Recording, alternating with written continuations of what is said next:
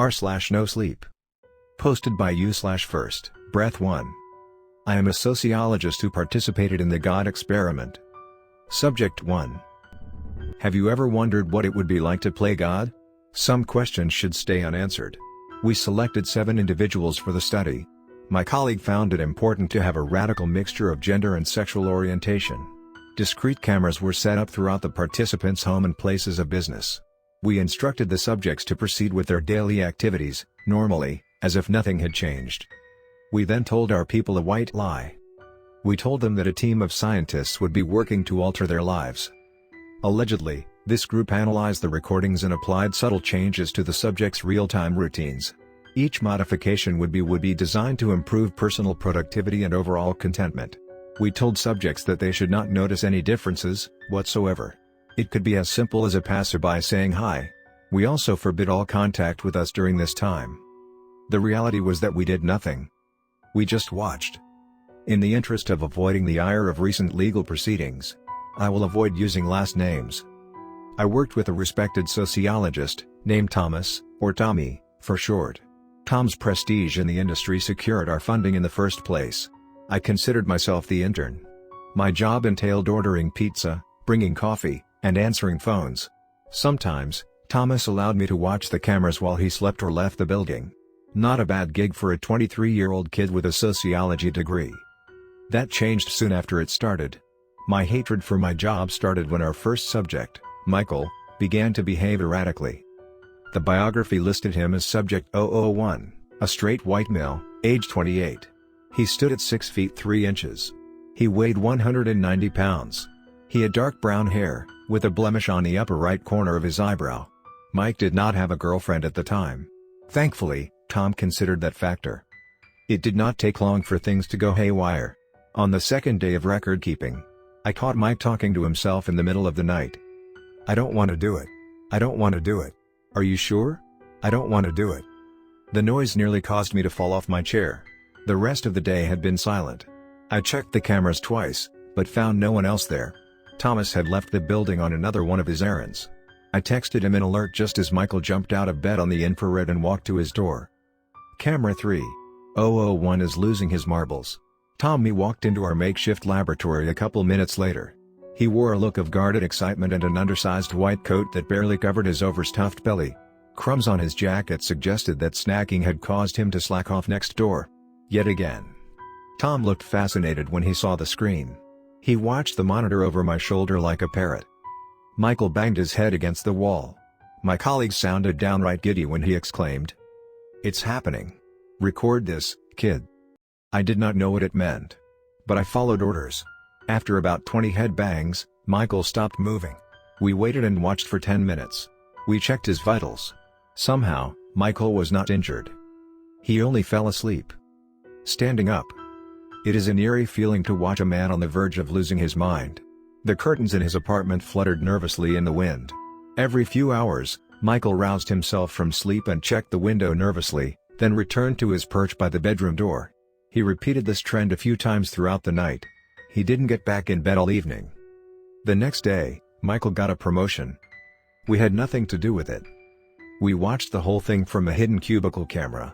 Michael's boss sounded truly grateful. She considered Michael's job performance to be worthy of recognition.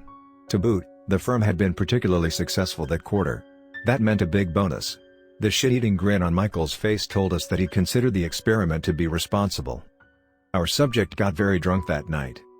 We did not capture the bar in our video feed. I did, however, catch his walk of shame home sometime around 2 in the morning. I adjusted the audio and found the guy talking to himself once again.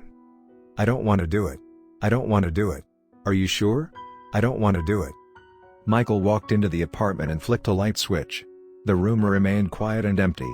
He repeated his favorite little phrase over and over again. He futzed around the living room in an apparent panic. "I don't want to do it. I don't want to do it. Are you sure? I don't want to do it." It annoyed me. To be honest, I started to doubt my colleague. Unstable subjects tend to skew results. I had not considered the more dire consequences at the time. "Who is he talking to?" I asked. Tom didn't answer. Michael walked towards into the kitchen and grabbed a glass of water from the fridge. His movement seemed extremely erratic. The overall behavior reminded me of an animal with rabies, especially the way one leg dragged behind the other. Suddenly, as if hearing something, Michael stopped and stared out the kitchen window. Water spilled all over the floor. Michael stayed in that position for 5 minutes. Then, he offered one last line in the direction of the kitchen door. "Are you sure?" Then he sprinted outside without another word. Switch to camera 4, Tommy barked over my shoulder. I did as I was told. I swear. That's it. The memory of this still keeps me up at night. Michael's drunken shape came back into focus on the green grass of the apartment complex. The receiver taped to his chest captured rapid breath as his haphazard footsteps traced a path that led in only one direction. Headlights and horns blasted only 50 feet away. The freeway. Tom. This is a problem. This is a big fucking problem. I must have repeated that phrase 1,000 times. But my pleas were ignored by my wide-eyed companion. I grabbed the office phone and quickly tried to find an emergency contact. All the while, Michael teetered in between traffic carelessly like a missing toddler. "There's nothing we can do," Tom muttered. "What do you want me to say?" Michael's body exploded the moment it met the tractor trailer. He died that day. Our benefactor compensated the family handsomely. Litigation was temporarily avoided. The God experiment continued with the remaining subjects, uninterrupted, for 5 weeks. I am a sociologist who participated in the God experiment. Subject 2. The God experiment's second trial claimed a 29-year-old woman. Her name was Caroline. According to the bio, the subject stood at 5 feet, 3 inches. She weighed 135 pounds. Caroline had dirty blonde hair that met mildly hazel eyes, with astigmatism affecting both lenses. Survey results indicated a surprising lack of romantic partners in the picture. Regardless, she was a female who pursued men, exclusively. That fact checked Tommy's second box. So entered subject 002. Caroline lived alone in a small apartment close to home. She preferred it that way. The short distance made it easy to check on her mother, Jacqueline, twice a day. Jacqueline suffered from stage 2 breast cancer, and the debilitating results of the chemotherapy just started to take effect around the time of our study. But, she never complained. Some had it worse. Her dad died from the same disease years back, and nobody wanted that. Her brother was working now, and Caroline considered that a good thing. But, no one knew how long Sean could stay employed. Minimum wage positions tended to be seasonal. She told friends on the phone that the new job seemed lucrative, but scary. What if something could happen to him? What if he died? If she lost either one, she might just lose her mind. And so, late at night, Caroline prayed. I liked to listen on the audio while Tommy snored in the hallway. She asked God for the same things we all do. A game-changing cure for her mom, maybe, who started to look thinner every day. Perhaps her brother could land a manager position at that new store in town. He has so much potential, she would say. Her voice rose slightly past a whisper every time she repeated that line. Give him strength to apply himself this time. Caroline also asked God when it would be time to meet a man worth the wait. That last one seemed a lot less important than the rest, though, and stayed noted as such in all prayers. She repeated the routine every single night. Nobody ever answered. That changed on the second week of our study. Jacqueline had an important doctor's appointment in the morning. Her daughter stayed up late into the night with worry. She said 17 prayers, 6 Hail Marys, 6 Our Fathers, and 5 personalized messages to the big man himself. Somehow, the kid got something right. Excitement overwhelmed the car's audio the moment the two of them got back inside. Jacqueline spoke with an apprehensive tone at first. Wait. I can't hear the doctor, he mumbles when he talks. The chemo actually worked? The backdrop of the corporate parking lot suddenly painted a beautiful scene. Mother and daughter embraced for several long moments. Static from their windbreakers corrupted the microphones for a moment. They both wiped tears from their eyes as they sat back in their seats. The chemo actually worked. Caroline coughed a couple times to clear her voice. Doctor said you need some follow-up scans. Some new medicine, but no more treatment. She paused and looked at her mother with admiration. You are in remission, young lady. I paused the video. The moment caused me to tear up as well. The poor, battle-worn woman smiled brightly underneath her wig. She looked young again. I guess the recognition of salvation took off 10 years. It was beautiful to see that something good happened, finally, in a string of so much bad. Tommy appeared over my shoulder. Screenshot that. I did as told. We resume the video a second later. Call your brother. He worries. Caroline's mother usually wore a gruff and unfriendly expression. But, today, nothing could contain the excited sparkle in those weary eyes. And let's get a drink. Oh, he's on speakerphone, he called us, Caroline giggled. Sean, can you hear us? A confident, young male voice crackled through the secondary audio. Guess who just became a full-timer? Both of Caroline's wishes came true that same day. And so, the family celebrated well into the night. They chose a restaurant on the outskirts of town. We did not have this location on our camera feed. I hope they had a good time. Once again, our cameras caught a drunk subject stumbling home after hours. I was alone at the time. When I enhanced the audio, her nervous voice caused my blood ran cold. Are they okay? Okay. Are they okay? Okay. Are they okay? Okay. Caroline mumbled the words on loop like a depressing song. Are they okay? Okay. Are they okay? Okay. Are they okay? Okay. Tommy promised his wife a real dinner for the first night in who knows how long. I promised to cover. I called and texted him about 1,000 times. Subject 002. Same symptoms. We cannot let this fucking happen again. Answer the fucking phone, Tommy. I did not receive a response. Caroline teetered around her family run in confused stutter step.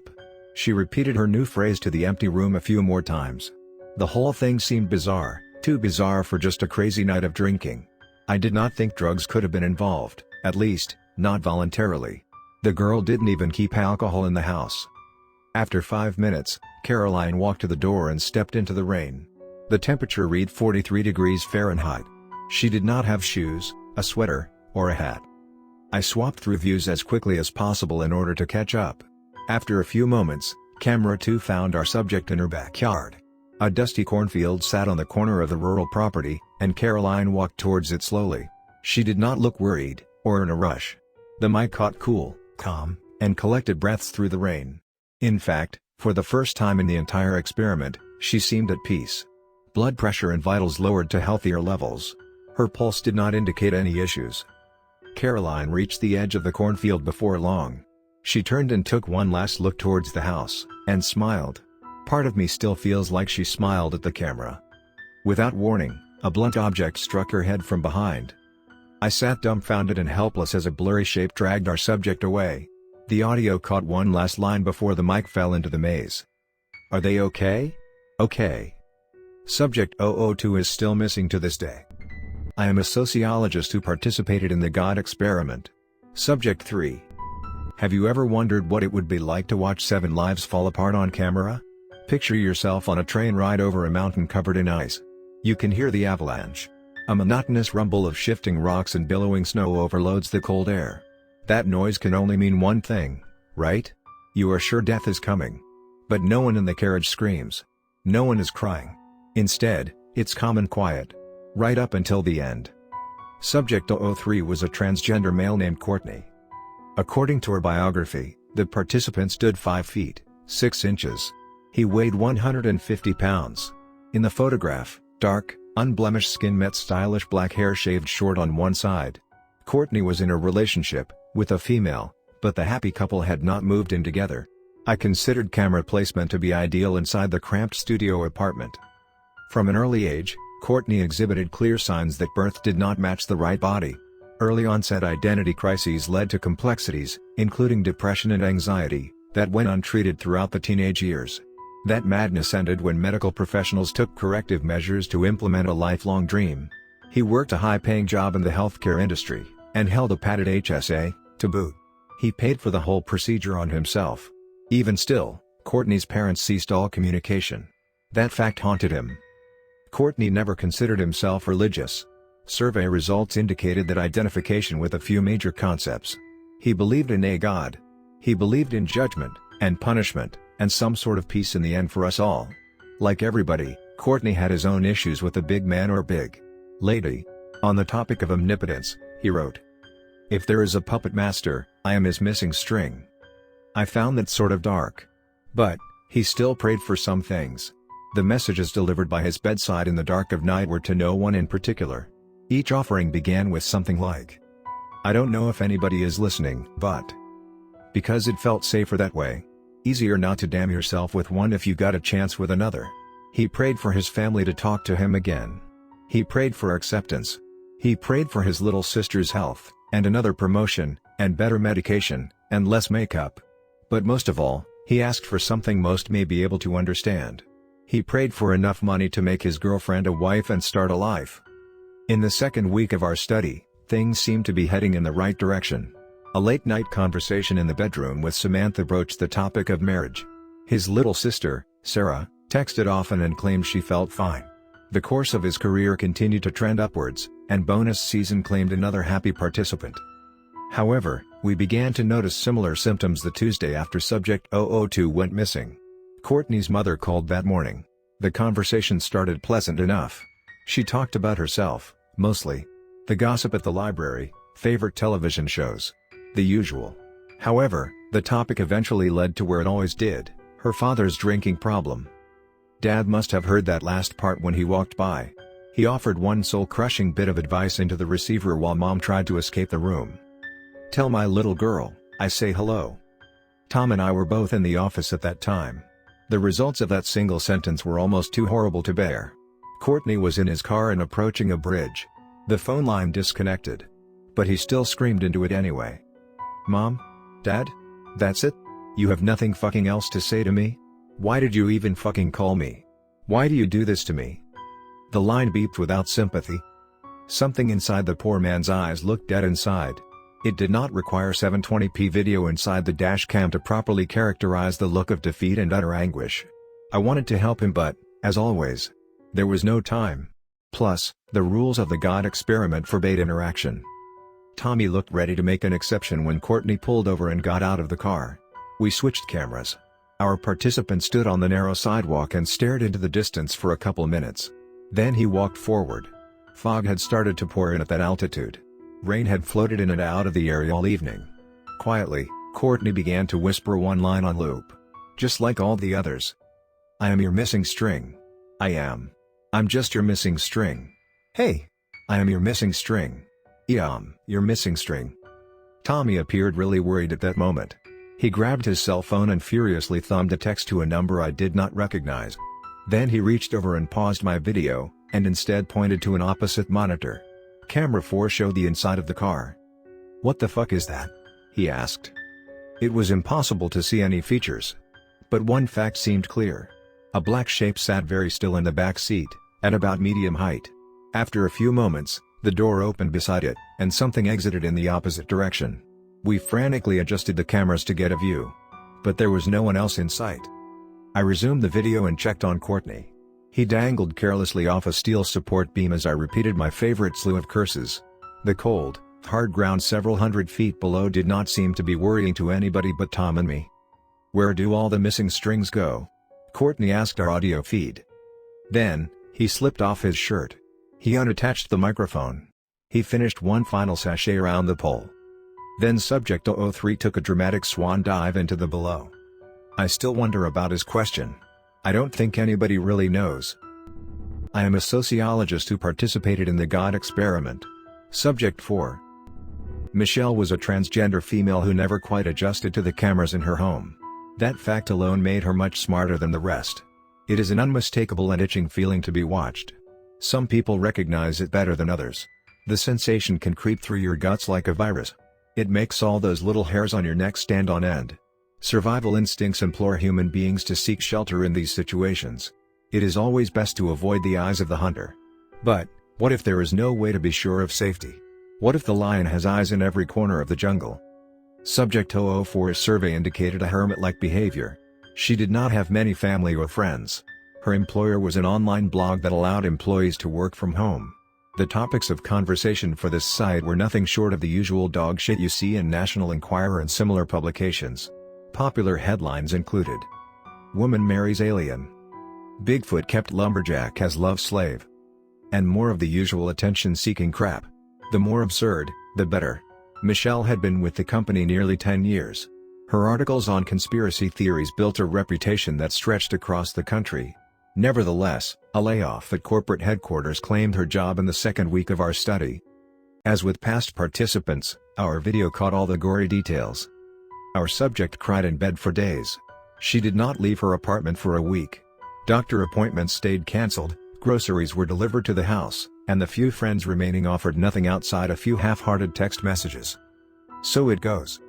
Michelle pursued the employment market relentlessly.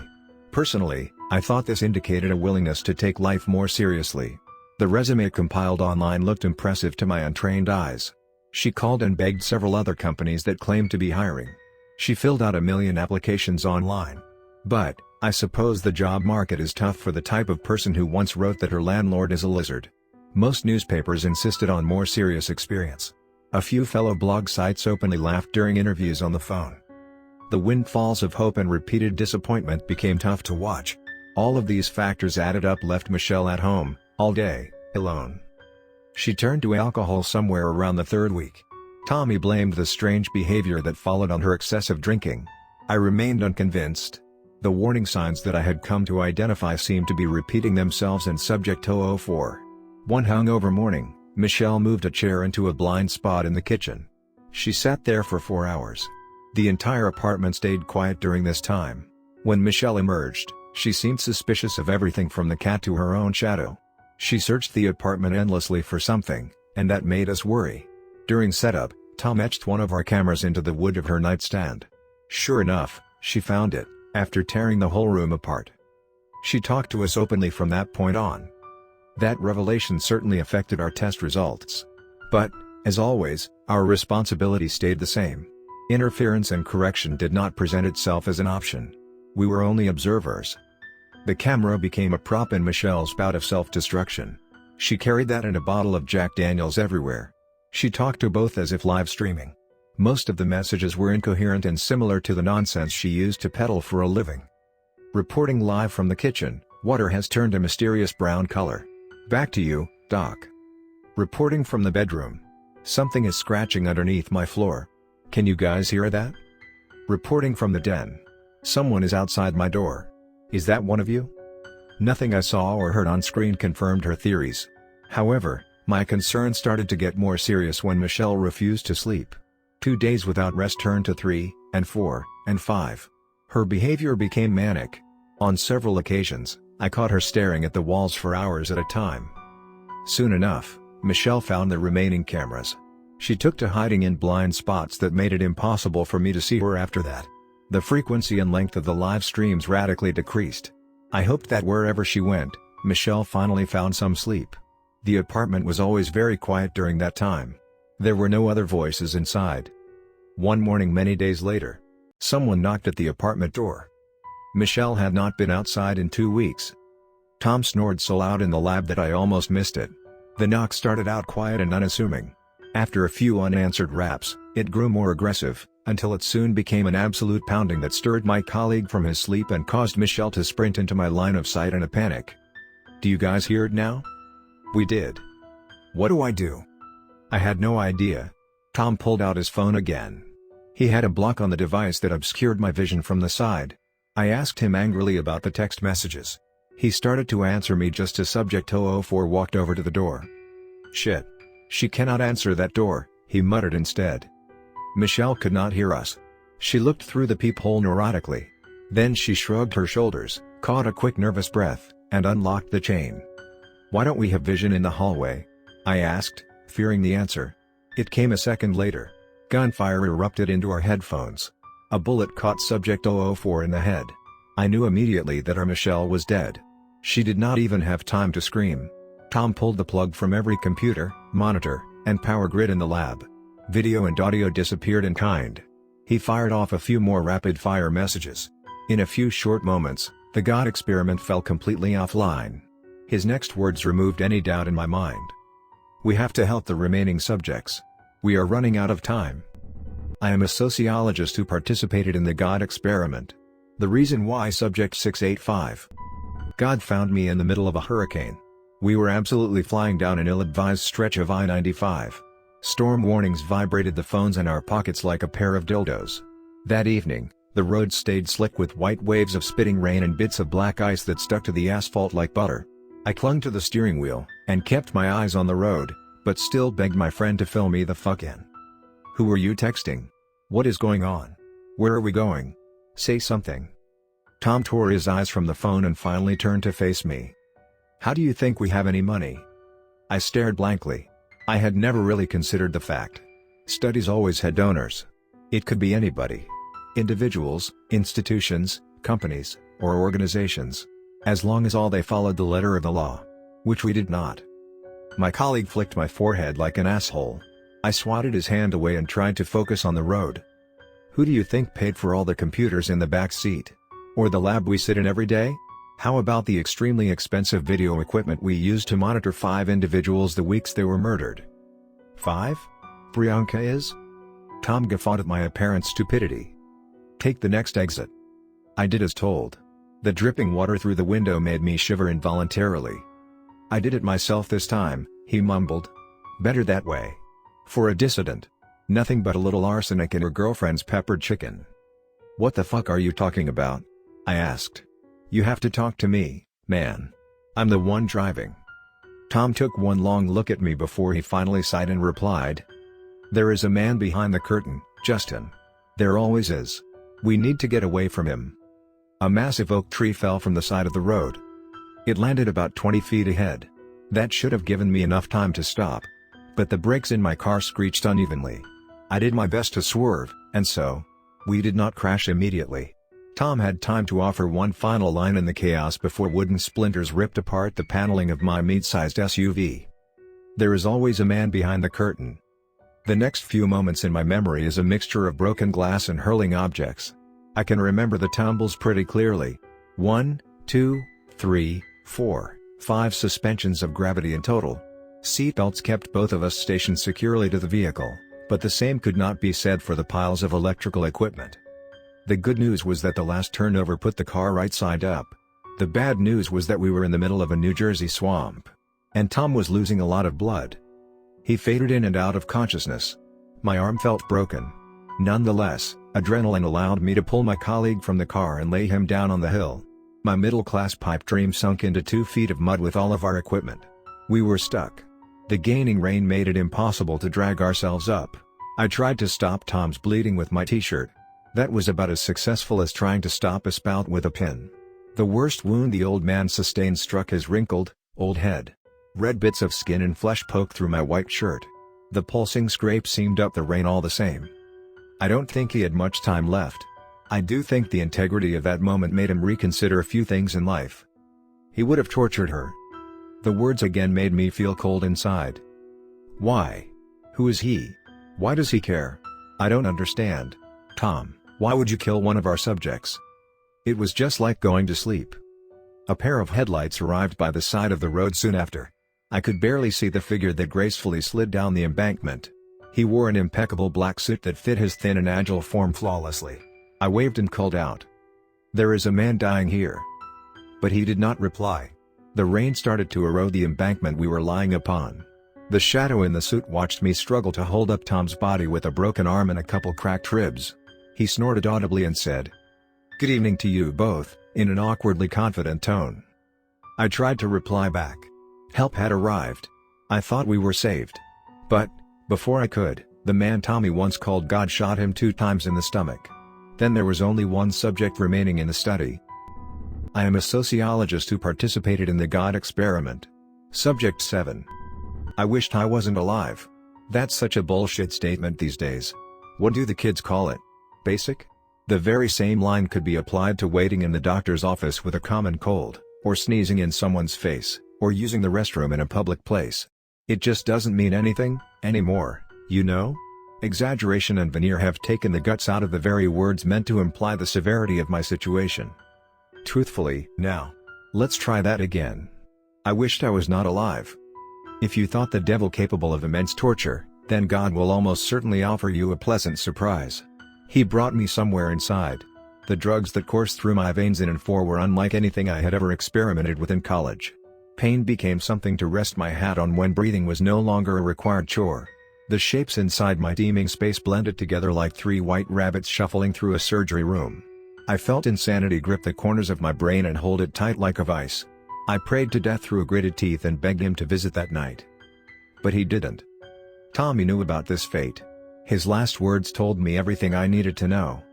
There is always a man behind the curtain. I would like to talk about the God experiment. Through all the chaos of pain and pounding vibrations in my body, I could hear the voice as clear as could be. It boomed and resonated throughout the hollow room as if on echo. I spoke back as a humble servant prepared to meet my maker.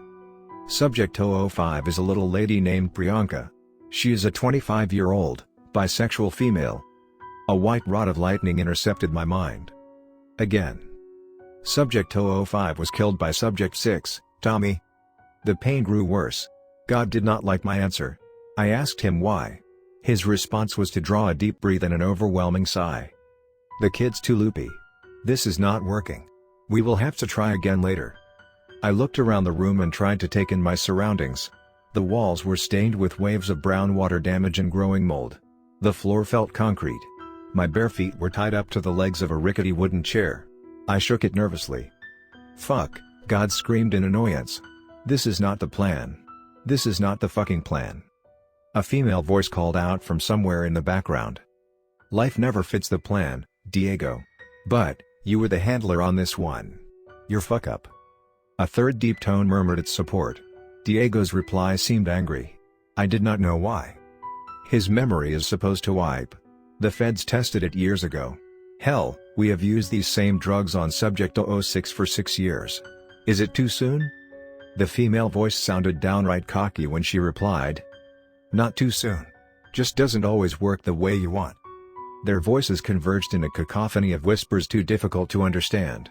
Somewhere underneath all of the horrible things churning inside of me, clarity approached. You're not God. I offered the words to the room in a daze. Oh, now he gets it. The male voice laughed again. Then he punched me in the mouth. Haven't you heard? The state is God. The G-man looked at the bruise on his fists while I spit a pool of blood in his direction. It all added up in that moment. The subjects were dissidents. They were destined to die because our government wanted them dead. Our purpose in the God experiment was only to ensure death came at the right time. We have to kill him. The Attorney General. The lady cut off her partner. The AG doesn't have to know anything. They both paused. Do you hear that? I took the momentum of the moment to throw my chair to the floor.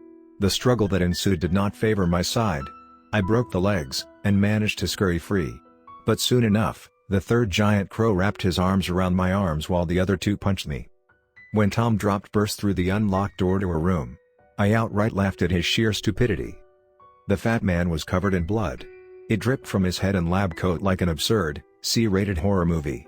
However, his next few actions were nothing short of heroic. Without them, I would not be alive to tell this story today. Thank the Lord, Tom brought a big old gun with him. 2 bullets caught my attackers immediately. The third let go of me just before Tom shot him in the knee. I stumbled out of the room and escaped the scene of the crime just in time. Tom caught one more bullet himself that night. He died alongside the same men that ruined his life. The government selected 7 subjects from radically different backgrounds. Their names were Mike, Caroline, Courtney, Michelle, Priyanka, Tommy, and me. The reason behind multiple genders and orientation seems pretty simple. Our handlers wanted to prove a point during this run of the God experiment. Everyone is vulnerable, at any time. Anyone can be taken care of outside the public eye. The subjects we watched were targeted for execution by the same government that collects their taxes. And so, there is no more apt description for our commanders-in-chief. The state is God. If you ask for more answers, I am afraid they are short in supply. For the past 6 months, I have been forced to hide, and I do not know why the feds allow me to be alive. I can feel their eyes every time I go to bed. Just before I submitted this final update, the camera on my laptop flicked to red. The state is watching me. They are watching you, too. I only wanted someone else to see.